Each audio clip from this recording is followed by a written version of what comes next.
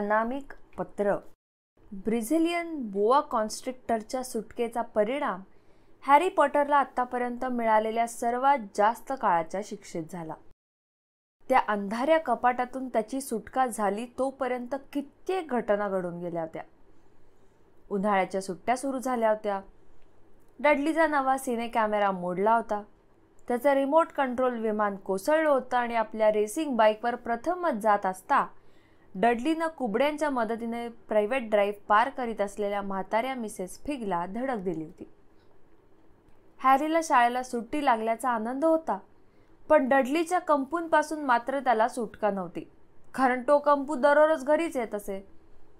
पायस Denis, Malcolm आणि Gordon सगळेच अडदांड आणि मूर्ख तर होतेच, पण डडली त्यांच्याही पेक्षा अधिक अडदांड आणि सर्वाधिक मूर्ख असल्याने तोच त्यांचा म्होरक्या होता. त्यामुळे कंपूतील सगळेजण डडलीच्या आवडत्या खेळात, हॅरीला सतावण्यात सहभागी व्हायला सहज तयार होत असत. म्हणूनच तर हॅरीला आपला जास्तीत जास्त वेळ घराबाहेर घालवित असे. इकडून तिकडे भटकण्यात, शाळेची सुट्टी संपण्याची वाट बघण्यात आणि पुन्हा बऱ्या दिवसांची स्वप्न पाहण्यात. सप्टेंबर येताच तो माध्यमिक शाळेत जाणार होता आणि जीवनात प्रथमच डडली त्याच्या बरोबर राहणार नव्हता. व्हर्नॉन काकांच्या जुन्या शाळेत स्मेल्टिंग्जमध्ये डडलीला प्रवेश मिळाला होता. पायर्स पोल्कीसही तिथेच जाणार होता, पण हॅरी मात्र तिथल्याच स्टोनवे हाय नावाच्या शाळेत जाणार होता. डडलीला मात्र ते जरा मजेशीरच वाटत होतं. पहिल्याच दिवशी त्या शाळेत मुलांचं डोकं संडासात घालायला लावतात. डडली हॅरीला म्हणाला, तू वर चलून त्याचा सराव करतोस? नको, आभारी आहे. त्या बिचाऱ्या संडासात तुमच्या डोक्या एवढं भयंकर यापूर्वी काही पडलं नसेल आणि त्यामुळेच ते आजारी पडेल, हॅरी म्हणाला आणि तिथनं पळून गेला. आणि डडली आपल्या म्हणण्याप्रमाणे प्रत्यक्ष करण्यापूर्वीच आपली सुटका करून घेतली. जुलै महिन्यात एका दिवशी पेटुनिया मावशी डडलीला त्या स्मेल्टिंग शाळेचा पोशाख घेऊन देण्यासाठी लंडनला गेली होती. त्यावेळी त्या हॅरीला मिसेस फिगकडे सोपवून गेल्या होत्या. यावेळी मिसेस फिग्स पूर्वी इतक्या वाईट नव्हत्या. असं समजलं की आपल्या आवडत्या एका मांजराच्या वरून ओलांडताना त्या पडून त्यांचा पाय मोडला होता आणि म्हणूनच त्यांना आता त्या मांजरीबद्दल तसं प्रेम राहिलं नव्हतं. त्यांनी हॅरीला टेलिव्हिजन बघू दिला आणि एक चॉकलेटची वडी देखील दिली. ते चॉकलेट त्यांच्यापाशी अनेक वर्षांचं ठेवलेलं असावं. संध्याकाळी डडली आपला नवा पोशाख घालून घराच्या दिवाणखान्यात मिरवत होता. स्मेल्टिंगचा विद्यार्थी मरून रंगाचे लांब कोट, नारंगी चड्डी आणि बोटर्स नावाची चपटी हॅट घालत. ते एक मुठीची काठी जवळ बाळगायचे आणि शिक्षकांचं लक्ष नसलं की तिनं एक दुसऱ्यांना मारायचे. पुढील जीवनासाठी हे म्हणे फार चांगलं शिक्षण असतं. ज्यावेळी त्यांनी डडलीला ते नवे कपडे घातलेलं बघितलं त्यावेळी व्हर्नॉन काका उद्गारले की हा माझ्या जीवनातील सर्वात आनंदाचा क्षण आहे. पेटुनिया मावशीला तर आपले अश्रूच आवरेनात. तिला खरंच वाटे ना की हा आपलाच पोर आयकल डडलीकिन्स आहे असं. इतका तो सुंदर आणि मोठा झालेला दिसत होता. हॅरीला मात्र आपण काही बोलावं की बोलू नये हेच कळेना. आपल्याला आलेलं हसू दाबत असतानाच त्याला आपल्या 2 बरगड्या मोडल्याचा भास झाला. दुसऱ्या दिवशी सकाळी हॅरी नाश्त्यासाठी स्वयंपाकघरात गेला असता त्याला काहीतरी भयानक वास आला. मोरीत असलेल्या एका मोठ्या धातूच्या टबातून तो वास येत होता. तो तिथे जाऊन बघू लागला तर गढूळ पाण्यात घाणेरड्या चिंध्या तरंगत असलेल्या त्याला दिसल्या. हे काय झालं? त्यानं पेटुनिया मावशीला विचारलं. ज्यावेळी तो काही प्रश्न विचारी तेव्हा ती आपले ओठ घट्ट आवळून घेत असे. तुझा शाळेचा नवा पोशाख. पण तो एवढा घाण झाला असेल असं मला वाटलं नव्हतं, तो म्हणाला. मूर्खार्क बोलू नकोस. मी डडलीचे जुने कपडे तुझ्यासाठी मातकट रंगात रंगवते, मग ते दुसऱ्याच्या पोशाखासारखे दिसू लागतील. हॅरीला त्याच्याबद्दल जरी दाट शंका असली तरी त्यावर त्यानं वाद न घालणंच बरं आहे असं ठरवलं. तो मेजापाशी बसला आणि स्टोनवॉल हायस्कूलातील पहिल्या दिवशी आपण कसे दिसू याचा विचार करू लागला. त्याला आपण हत्तीच्या कातडीचे काही तुकडे पांघरलेले असावेत असा भास झाला. डडली आणि व्हर्नॉन काका तेवढ्या तिथे आले. हॅरीच्या नव्या पोशाखाच्या वासामुळे त्यांनी आपली नाकं मुरडली होती. वर्नॉन काकांनी नेहमीप्रमाणे आपलं वर्तमानपत्र उघडलं आणि डडलीनं तो सदैव बाळगत असलेली स्मेल्टिंग्सची काठी टेबलवर आपटली. त्याच वेळी त्यांना टपाल पेटीचा आवाज आला आणि आलेली टपालं पाय पोसावर पडलेलं आढळलं. डडली, ते टपाल आण बघू. वर्तमानपत्रातून डोकं वर न काढता वर्नॉन काका म्हणाले, हॅरीला आणायला सांगा. हॅरी, ते टपाल आण बरं. डडलीला सांगा ना. त्याला तुझी ती स्मेल्टिंगची काठी जरा टोच डडली. हॅरीनं ती स्मेल्टिंगची काठी चुकवली आणि तो टपाल आणायला गेला. पायपोसावर 3 वस्तू पडल्या होत्या. आईस ऑफ व्हाईटवर सहलीसाठी गेलेल्या मार्चचं, वर्नॉन काकाच्या बहिणीचं एक पोस्टकार्ड होतं. दुसरं एक तपकिरी रंगाचं पाकिट, बहुधा एक बिल असावं, आणि हॅरीच्या नावाने एक पत्र होतं. हॅरीनं ते उचललं आणि डोळे विस्फारून बघितलं. त्याचवेळी त्याची छाती एखाद्या ताणून सोडून दिलेल्या रबर बँडसारखी उडत होती. आजपर्यंतच्या त्याच्या जीवनात त्याला कोणीही काहीही लिहिलेलं नव्हतं. कोण असावं बरं? त्याला कोणी मित्र नव्हते, दुसरे कोणी नातलगही नव्हते, तो कुठल्या वाचनालयात जात नसे, त्यामुळे त्याला परत न केलेल्या पुस्तकांसाठी आठवण देणारं दटावणीचं पत्र येण्याची शक्यता नव्हती. पण आज हे पत्र त्याच्याच नावाने आलं होतं. त्यावर स्पष्ट पत्ताही होता. मिस्टर एच पॉटर, जिन्याखालचं कपाट, 4 प्रिव्हेट ड्राईव्ह, लिटिल विंगिंग, सरे. ते पाकिट चांगलं जाड आणि वजनदार होतं. पिवळा जाड कागद होता आणि त्यावर पाचूसारख्या गर्द हिरव्या शाईनं पत्ता लिहिला होता. त्यावर पोस्टाचं तिकीट मात्र नव्हतं. पाकिटाची दुसरी बाजू बघताना हॅरीचा हात थरथरत होता. त्या बाजूला एक जांभळ्या रंगाचा छाप असून त्यात एक सिंह, एक गरुड, एक तरस आणि एका सापाला त्यात एच या इंग्रजी अक्षराला वेटोळे घालून बसलेलं दाखवलं होतं. चल लवकर पोरा. वर्नॉन काका स्वयंपाकघरातून ओरडले. काय करतोयस? पाकिटात बॉम्ब असल्यासारखा शोधतोयस का? आणि ते स्वतःच्याच विनोदावर हसले. हॅरी त्या पत्राकडे आश्चर्यानं बघत परत स्वयंपाकघरात आला. वर्नॉन काकांना पोस्टकार्ड आणि बिल दिलं. खुर्चीत बसला आणि हळूच ते पिवळं पाकिट उघडू लागला. वर्नॉन काकांनी ते बिल बघितलं, थोडी नाराजी दाखवली आणि ते पोस्टकार्ड वाचलं. मार्गी आजारी पडलीये, त्यांनी पेटुनिया मावशीला सांगितलं. काहीतरी खाण्यात आलंय. डॅड, डडली एकदम म्हणाला. डॅड, हॅरीजवळ काहीतरी आहे. हॅरी आपल्या जवळचं पत्र उघडत होता, पण ते पत्र देखील पाकिटासारख्या जाड पिवळसर कागदानं लिहिलं होतं. त्याच वेळी वर्नॉन काकांनी त्याच्या हातातून ते खसकन काढून घेतलं. ते माझं आहे. ते पत्र परत घेण्याचा प्रयत्न करत हॅरी म्हणाला, तुला कोण पत्र लिहिणार आहे? एका हातानं पत्र उघडून वर्नॉन काका ते बघू लागले. त्यांचा चेहरा एकदम चौकातल्या ट्रॅफिक सिग्नलपेक्षा अधिक वेगानं लाल आणि हिरवा झाला. आणि तो तेवढ्यावरच न थांबता तो काही क्षणातच शिळ्या लापशीसारखा भुरकट रंगाचा झाला. पेटुनिया, ते घाबरत म्हणाले. डडलीनं ते पत्र घेण्याचा प्रयत्न केला, पण वर्नॉन काकांनी त्याला ते घेऊ न देण्यासाठी उंच धरून ठेवलं. पेटुनिया मावशीनं उत्सुकतेने ते पत्र घेतलं आणि त्यातली पहिलीच ओळ वाचली. क्षणभर असं वाटलं की ती आता बेशुद्ध होऊन पडणार आहे. तिनं आपला गळा दाबला आणि श्वास कोंडल्यासारखा आवाज काढला.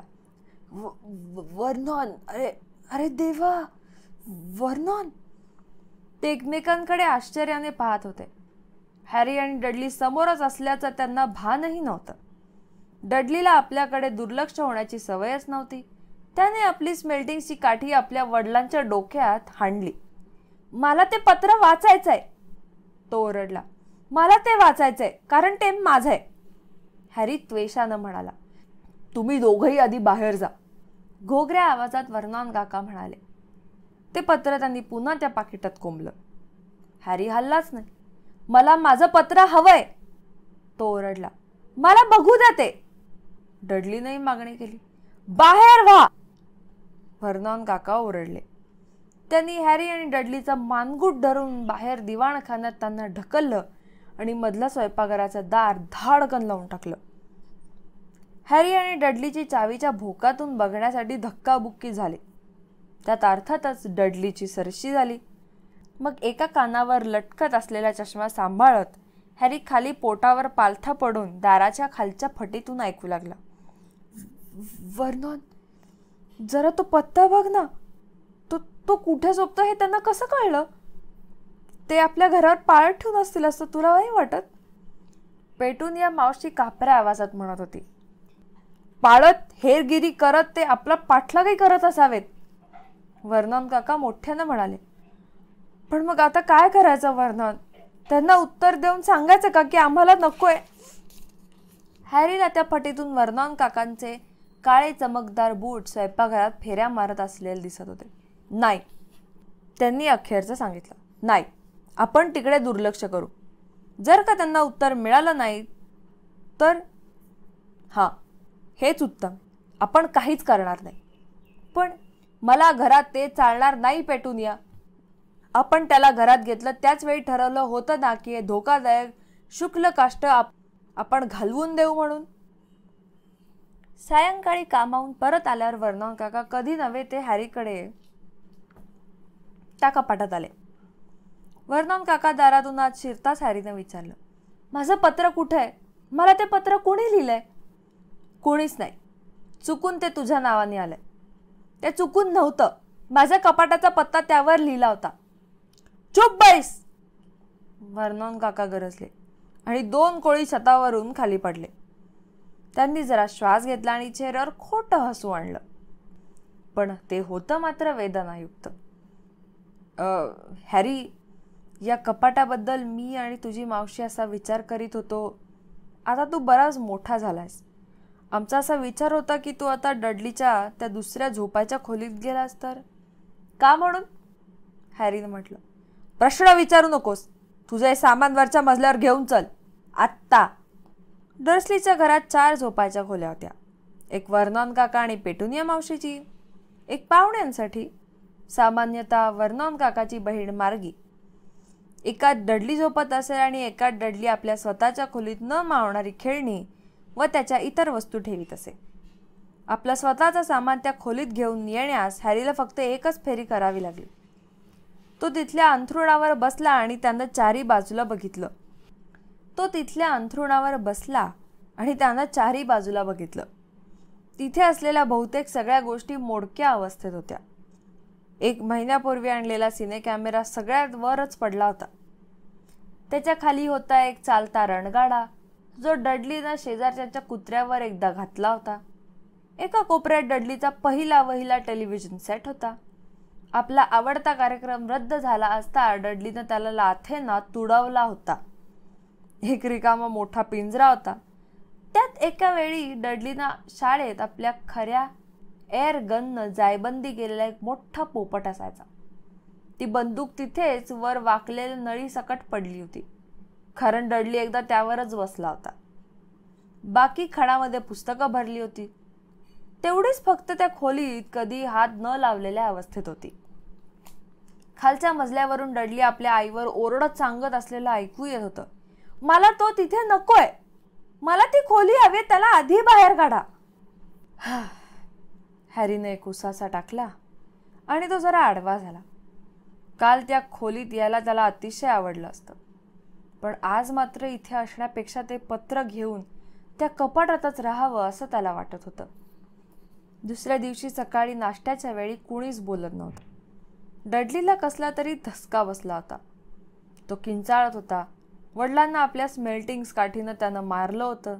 आईला लाथा मारल्या होत्या आणि बागेतल्या ग्रीन हाऊसच्या छपरावरून आपलं कासव फेकून दिलं होतं आणि तरी त्याला त्याची खोली परत मिळाली नव्हती. हॅरी कालचं सारं आठवत होता. त्याला ते पत्र आपण हॉलमध्येच उघडायला हवं होतं असं वाटत होतं. वर्नॉन काका आणि पेटूनिया मावशी फक्त एकमेकांकडे पाहत होते. टपाल आलं आणि वर्नॉन काकांनी हॅरीशी चांगुलपणा दाखवीत डडलीला तिकडे पिटाळलं. डडली वाटेतील सगळ्या वस्तूंवर त्यांची स्मेल्टिंग काठी आपटत जाताना त्यांनी ऐकलं. मग तो ओरडला, आणिक एक आलंय. मिस्टर एच पॉटर, सर्वात लहान बेडरूम, 4 प्रिव्हेट ड्राईव्ह. कोंडलेल्या आवाजात किंचाळत वर्नॉन काका खुर्चीतून उठले आणि खाली धावत गेले. हॅरी त्यांच्या मागेच होता. वर्नॉन काकांना ते पत्र मिळवण्यासाठी डडलीशी कुस्ती खेळून त्याला खाली लोळवावं लागलं. पण हॅरीनं त्यांचं मानगूट मागून धरलं असल्यानं त्यांना ते फार जड गेलं. क्षणभराच्या धुमाकुळानंतर प्रत्येकानं स्मेल्टिंग काठीचे काही वार झेलल्यानंतर वर्नॉन काका श्वासासाठी धडपडत उभे राहिले. त्यावेळी हॅरीचं ते पत्र त्यांच्या हातात होतं. तू तुझ्या कपाटात म्हणजे त्या खोलीत परत जा, ते हॅरीवर कडाडले. डडली, जा इथून, चालता हो. हॅरी आपल्या नव्या खोलीत फेऱ्या मारीत होता. म्हणजे तो कपाटातून इकडे आल्याचं कोणाला तरी कळलं होतं आणि त्याला ते पहिलं पत्र न मिळाल्याचंही त्यांना कळलं होतं. म्हणजे नक्कीच ते आता पुन्हा प्रयत्न करतील का? आणि यावेळी मात्र त्यांचा प्रयत्न वाया जाऊ नये असा त्यानं विचार केला. त्याची एक योजना होती. दुरुस्त केलेल्या गजराच्या घड्याळानं सकाळचे 6 वाजल्याचा गजर दिला. हॅरीनं चटकन तो बंद केला. हळूच कपडे चढवले. डर्सली मंडळींना जाग यायला नको होती. कुठलाही दिवा न लावता तो चोर पावलांनी खाली आला. प्रिव्हेट ड्राईव्हच्या कोपऱ्यावरच तो पोस्टमनची वाट पाहणार होता. 4 क्रमांकाच्या पत्त्यावर टपाल तो तिथंच घेणार होता. अंधारलेल्या हॉलमधून जात असताना त्याची छाती धडधडत होती. अर्र! हॅरी हवेतच उडाला. तो कशाला तरी अडखळला होता. काहीतरी जाड मोठं पायपोसावर होतं, काहीतरी जिवंत. वरच्या मजल्यावर दिवे लागले आणि घाबरलेल्या हॅरीनं उजेडात तो अडखळला ती वस्तू त्यांनी बघितली आणि तो त्याच्या वर्नॉन काकांचा चेहरा होता. वर्नॉन काका पुढील दाराच्या पायथ्याशी आपल्या स्लीपिंग बॅगमध्ये झोपले होते. म्हणजे त्यांना हॅरी आत्ता जे काही करणार होता ते त्याला करूच द्यायचं नव्हतं. मग ते हॅरीवर चांगले अर्धा तासभर ओरडत राहिले आणि नंतर त्यांनी त्याला आत जाऊन एक कप चहा आणण्यास फरमावलं. हॅरी निराश होऊन स्वयंपाकघरात गेला. तो परतला तोपर्यंत टपाल येऊन गेला होता. वर्नॉन काकांच्या पुढ्यात पडलं होतं. हॅरीला तिथं हिरव्या शाईनं पत्ता लिहिलेली 3 पत्र दिसत होती. मला ते हवंय, तो असं म्हणणारच तोच त्याच्या डोळ्यांदेखत वर्नॉन काकांनी त्या पत्रांचे फाडून तुकडे करून टाकले. त्या दिवशी वर्नॉन काका कामावर न जाता घरीच थांबले आणि त्यांनी खिळे मारून ती टपाल पेटीच बंद करून टाकली. हे बघ, ते पेटुनिया मावशीला तोंडात खिळे ठेवूनच सांगत होते. जर आता त्यांना यात टपाल टाकताच आलं नाही तर ते हा उद्योग बंद करतील. मला तसं होईल असं वाटत नाही वर्नॉन. हो ना, त्या विचित्र लोकांची डोकी विचित्रच चालतात. पेटुनिया, ते तुझ्या माझ्यासारखे नाहीये. पेटुनिया मावशीनं आणून दिलेल्या फ्रूट केकनं एक खिळा ठोकण्याचा प्रयत्न करीत काका म्हणाले. शुक्रवारी तर हॅरी पॉटरच्या नावानं चांगली डझनभर पत्र आली. पत्रपेटी बंद केली असल्यामुळे त्यातील काही दारातून सरकवली होती, काही दाराच्या बाजूने आत ढकलली होती, तर काही चक्क खालच्या मजल्यावरील संडासाच्या खिडकीतूनही टाकली होती. वर्नॉन काका आजही घरीच थांबले होते. आलेली सर्व पत्र जाळून झाल्यावर त्यांनी हातोडी व खिळे घेतले. पुढच्या मागच्या दारांच्या फटी ठोकून अशा रीतीनं बंद केल्या की कुणी घराबाहेर पडू शकत नव्हतं.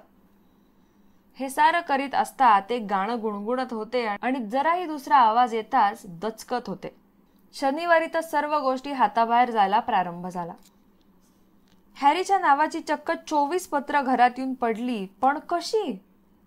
एकेका अंड्यात एक पत्र गोळा करून लपवलं होतं.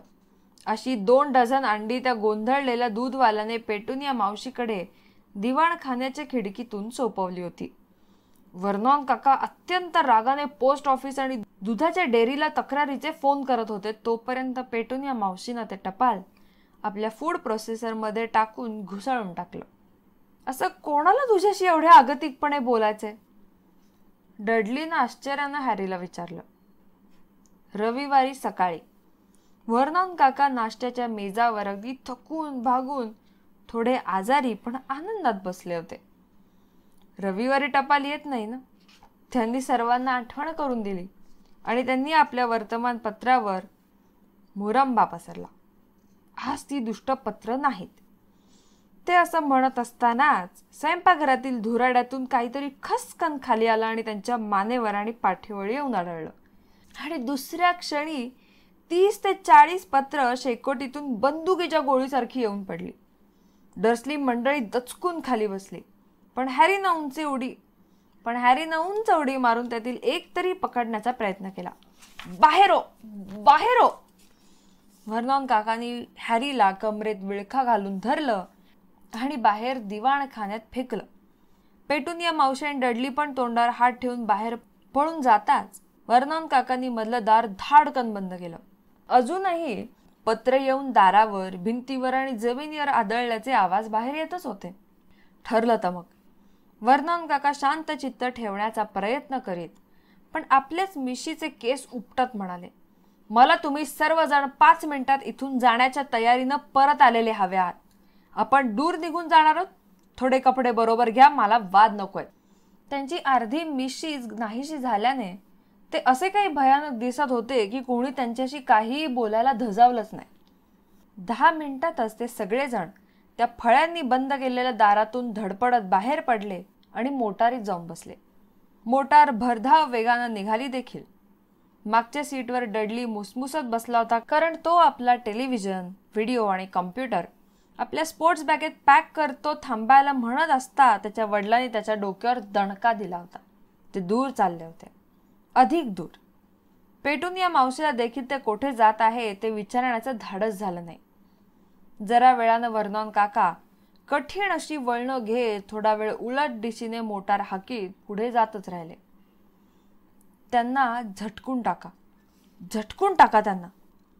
प्रत्येक वळणाचे वेळी ते असंच म्हणत होते. सबंध दिवसभरात ते काही पिण्यासाठी वा खाण्यासाठी देखील थांबले नाही. रात्र झाल्यावर डडली गळा काढून रडू लागला. त्याच्या जीवनात असा वाईट दिवस कधीच आला नव्हता. तो भुकेला होता. त्याला बघावयाचे असलेले टेलिव्हिजन कार्यक्रम हुकले होते आणि आपल्या कम्प्युटरवर एखाद्या परक्या इसमाला उडवल्या विना त्यानं कधीही एवढा वेळ घालवला नव्हता. सरते शेवटी एका मोठ्या शहराच्या बाहेर असलेल्या एका उदासवाण्या दिसत असलेल्या हॉटेल समोर व्हर्नॉन काकांनी गाडी थांबवली. डडली आणि हॅरीला एका 2 अंथरूण असलेल्या दमट आणि मळकट चादरी घातलेल्या खोलीत एकत्र राहावं लागलं. डडली तर घोरत होता, पण हॅरी मात्र चांगलाच जागा होता. खिडकीच्या काचेतून खाली रस्त्यावरून जाणाऱ्या मोटारींच्या दिव्यांकडे आश्चर्याने बघत होता. दुसऱ्या दिवशी सकाळच्या नाश्त्यात त्यांनी शिळे कॉर्नफ्लेक्स आणि टोस्टवर डबाबंद टोमॅटो लावून खाल्ले. त्यांचं खाणं संपत असतानाच हॉटेलची मालकीण त्यांच्या टेबलापाशी आली. क्षमा करा, तुमच्यापैकी कोणी मिस्टर एच पॉटर आहेत का?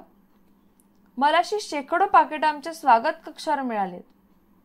तिनं आलेलं एक पत्र समोर अशा प्रकारे धरलं होतं की त्यावर लिहिलेला हिरव्या शाईचा पत्ता सहज वाचता यावा. Mister H Potter, room 17, Railview hotel, Cokeworth. हॅरीनं पत्र घेण्याचा प्रयत्न करताच व्हर्नॉन काकानं एक गुद्दा हाणून त्याचा हात बाजूला केला. ती स्त्री बघतच राहिली. मी घेतो ते, व्हर्नॉन काका म्हणाले. ताडकन उठून ते मालकिणीच्या मागोमाग जेवण घरातून बाहेर पडले. काही तासांनी पेटुनिया मावशीनं घाबरतच सुचवलं, आपण आता आपल्याला घरी परतणंच बरं नाही का? पण व्हर्नॉन काकांनी ते ऐकलंच नाही. ते नक्की कशाचा शोध घेत होते कोणालाच ठाऊक नव्हतं. त्या सर्वांना घेऊन ते जंगलात बऱ्याच आतपर्यंत गेले. गाडीतून उतरले, आसपास बघितलं, आपलं डोकं हलवत पुन्हा गाडीत बसले आणि पुढची वाट चालू केली. एका नांगरलेल्या शेताच्या मध्यावर, एका पुलाच्या मध्यभागी आणि एका बहुमजली कार पार्कच्या अगदी वर देखील पुन्हा हे सगळं असंच घडलं. डॅडींना वेड लागलंय, हो ना? डडलीनं पेटुनिया मावशीला त्या दुपारी कंटाळून विचारून टाकलं. व्हर्नॉन काकांनी एका समुद्रकिनारी गाडी थांबवली. त्या सर्वांना आत बंद केलं आणि ते स्वतः कुठेतरी अदृश्य झाले. पाऊस पडू लागला. मोठाले थेंब गाडीच्या टपावर आपटू लागले. डडलीचं नाक वाहू लागलं. आज सोमवार, तो आपल्या आईला म्हणाला. द ग्रेट हंबर्टोचा कार्यक्रम.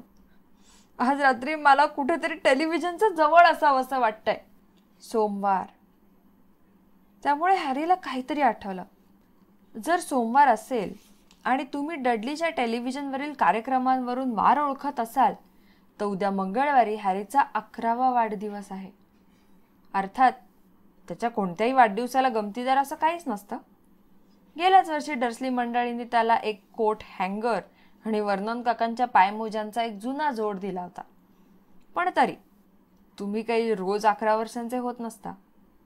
वर्नॉन काका परतले तेव्हा ते हसत होते. ते एक लांब बारकं पाकिट बरोबर घेऊन आले होते. पेटुनिया मावशीनं ते काय विचारल्यावर त्यांनी काही सांगितलं नव्हतं. एक अगदी योग्य जागा सापडलीये, ते म्हणाले. चला बाहेर या सगळेजण. गाडीच्या बाहेर चांगलाच गारठा होता. वर्नॉन काकांनी जिकडे दाखवलं त्या बाजूला एक मोठा खडक थेट समुद्राच्या मध्ये असलेला दिसत होता. त्या खडकाच्या शिरावर अत्यंत घाणेरडं खोपटं होतं. पण एक गोष्ट मात्र नक्की, तिथं आता टेलिव्हिजन नव्हता. आज रात्री वादळ होण्याचा अंदाज आहे, वर्नॉन काका मोठ्या उत्साहानं म्हणाले. आणि असद्गृहस्थानं कृपावंत होऊन त्यांची बोट आपल्याला देण्याचं मान्य केलंय. एक दात नसलेला म्हातारा त्यांच्या दिशेनं येत होता. त्यानं जरा कडवटच हसत लोखंडी गढूळ पाण्यात डुचमळत असलेली जुन्या वल्हेदार बोटीकडे बोट दाखवलं. आणि मी आपल्यासाठी थोड्या खाद्यवस्तू आणल्यात, वर्नॉन काका म्हणाले. चला सगळेजण बोटीवर. बोटीत गारठा अगदी गोठवणारा होता. समुद्राच्या बर्फाळ लाटा आणि वरून पडत असलेल्या पावसामुळे ते मान खाली घालून होते. पण थंडगार वाऱ्याचा त्यांच्या चेहऱ्यावर मारा बसत होता. नंतर कित्येक तास झाले असावेत असं वाटल्यावर एकदाचे ते त्या खडकावर जाऊन पोचले. वर्नॉन काकांनी निसरड्या खडकावरून पुढे होत त्यांना त्या पडक्या घरापर्यंत नेलं. आत तर स्थिती भयानकच होती. समुद्रात उगवणाऱ्या झुडपांचा भयंकर उग्र दर्प येत होता. लाकडी भिंतीतील फटीतून येणारं वारं शीळ घालत होतं आणि शेकोटी दमट आणि रिकामी होती. तिथे फक्त 2च खोल्या होत्या. वर्नॉन काकांनी आणलेले खाद्यपदार्थ म्हणजे प्रत्येकी फक्त एक बटाट्यांच्या चकत्यांचं पाकिट आणि 4 केळी. त्यांनी शेकोटी पेटवण्याचा प्रयत्न केला तर ती फक्त रिकामी पाकिटे थोडा धूर सोडून चरगाळून गेली. आपण आता त्या पत्रांचा इथे उपयोग केला तर, त्यांनी उत्साहपूर्वक म्हटलं. ते यावेळी चांगल्या मनस्थितीत होते. इथे एवढ्या वादळात कोणी टपाल देण्यासाठी येऊ शकेल अशी सुताराम शक्यता त्यांना वाटत नव्हती. हॅरीनं जरी होकार दिला असला तरी मनातून त्याला ही कल्पना मुळीच आवडली नव्हती. रात्र होताच भाकीत असल्याप्रमाणे त्यांच्या सभोवताली वादळ घोंगावू लागलं. समुद्रात दुसळणाऱ्या लाट्यांचे फवारे त्या झोपडीच्या भिंतीवर आदळू लागले आणि सोसाट्याच्या वाऱ्याने जुनाट खिडक्या खटाखटा करू लागल्या. पेटुनिया मावशीला दुसऱ्या खोलीत काही ब्लँकेट्स आढळली आणि तिने तिथे कसर असलेल्या सोफ्यावर डडलीसाठी अंथरूण घातलं. ती स्वतः आणि वर्नॉन काका शेजारच्या खोलीत मोठ्या कॉटवर झोपले. हॅरीला मात्र खाली जमिनीवर त्यातल्या त्यात मऊ जागा शोधून सर्वात पातळ चिंध्या झालेला ब्लँकेट घालून शरीराचा मुटकुळा करून झोपणं भाग पडलं. रात्रीबरोबर बाहेरचं वादळी अधिकाधिक भयावह होऊ लागलं. हॅरी झोपूच शकला नाही. तो थरथरत होता, कूस बदलत होता, स्वतःला जमेल तेवढं सुखकारक ठेवण्याचा प्रयत्न करीत होता आणि पोटात भुकेने कावळे कोकलत होते. मध्यरात्रीच्या सुमारास वादळाच्या गोंगाटात डडलीच्या घोरण्याचा स्वर दबून गेला. सोफ्याच्या काठावरून खाली लोंबणाऱ्या डडलीच्या हातातील घड्याळाच्या चमकत्या तबकडीनं येत्या 10 मिनिटात तो 11 वर्षांचा होणार याची हॅरीला आठवण करून दिली. तो पडल्या पडल्या आपला वाढदिवस जवळ येत असल्याचं बघत होता. डर्सली मंडळींना त्याची आठवण तरी असेल का याचा आश्चर्य करीत असतानाच त्या पत्रांचा लेखक यावेळी कुठे असावा याचाही विचार करीत होता. 5च मिनिटांचा अवधी होता. हॅरीला बाहेरून काहीतरी करकरत असल्याचं ऐकू आलं. वरचं छत कोसळणार नाही अशी त्याला आशा वाटली, पण जर ते कोसळलं तर त्याला थोडी उबच मिळण्याची शक्यता होती. 4 मिनिटं उरली. कदाचित प्रिव्हेट ड्राईव्हमधील घरात आता एवढी पत्र गोळा झाली असावीत की त्यातलं किमान एक तरी पत्र हॅरीच्या हाती लागावं. 3 मिनिटं उरली. हा आवाज कसला? त्या खडकावर आपटणाऱ्या लाटांचा तर नव्हता. आणि हा विचित्र करकरणारा आवाज कसला असेल? तो खडकच तर समुद्रात कोसळला नसेल. 1 मिनिट आणखीन आणि तो 11 वर्षांचा होणार. 30 सेकंद, 20, 10, 9. त्याला वाटलं निव्वळ खिजवण्यासाठी डडलीला जागवावं. 3, 2, 1. बूम. ते खोपटं संपूर्णपणे थरथरलं आणि हॅरी ताठ उठून बसला. दाराकडे आश्चर्यानं बघत होता. बाहेर कुणीतरी आलं होतं आणि आत येण्यासाठी दार ठोठावत होतं.